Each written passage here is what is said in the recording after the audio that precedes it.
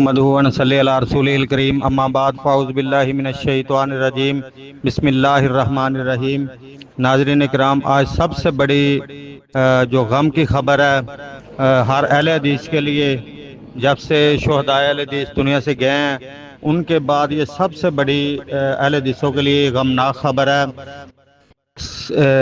Senator professor امیر مرکزی جمعیت اہل حدیث پاکستان حضرت علامہ پروفیسر ساجد میر صاحب، جو کہ آج بقضاء الہی فوت ہو گئے، انا للہ و انا الیہ راجعون۔ آج ہر اہل حدیث کا دل غمگین ہے، ہماری بھی زبان ساتھ نہیں دے رہی۔ جن کی کوشش یہ تھی کہ میں تمام اہل حدیثوں کو ساتھ لے کر چلوں، آج وہ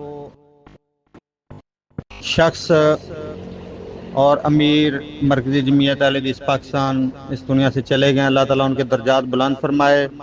شہداء اہل حدیث کے ساتھی تھے، اور ان کے بعد انہوں نے جس طرح سے جماعت کو سنبھالا ہوا تھا، اختلافات اپنی جگہ ہر وہ مسلک میں، ہر جماعت میں ہوتے ہیں، لیکن اس کے باوجود بھی انہوں نے جماعت کو سنبھالا، اس کے منظم کو قائم کیا۔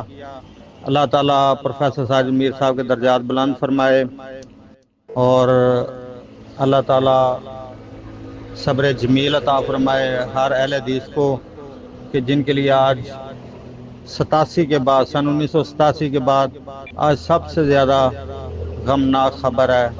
السلام علیکم ورحمۃ اللہ وبرکاتہ۔